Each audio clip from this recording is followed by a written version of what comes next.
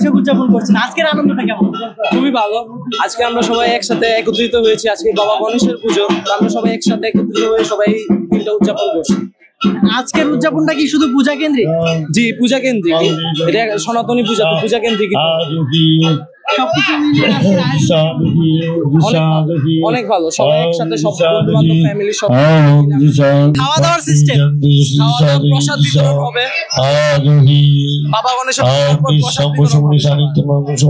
সবাইকে প্রসাদ বিতরণ করা হবে। যারা যারা আসবে তাদেরকে প্রসাদ দেওয়া হবে। জি, আমরা 2 দিন উদযাপন করছি। আজকে তো আপনাদের এই এলাকায় পয়লা বৈশাখ এবং হালখাতা দুটো একসাথে, আপনি মিষ্টি বিক্রি করছেন, বেচা বিক্রি কেমন হচ্ছে? বেচাকিনি ভালো হচ্ছে। কি কি মিষ্টি আছে আপনার কাছে? আমার কাছে আছে চমচম আছে, সাদা মিষ্টি আছে, রানমন আছে, আর কালাজাম আছে। বেশি নিচ্ছে কোনটা? বেশি কালাজামটা চলছে, আর চমচমটা চলছে, আর সাদাটা। আপনি কি প্রতি বছর এই সময় হ্যাঁ, আমি প্রতি বছরে। আমাদের দোকান হচ্ছে প্রতিবারের না, আমাদের নিজস্ব প্রোডাক্ট। বেচা বিক্রি কি আগের চেয়ে বেশি না কম?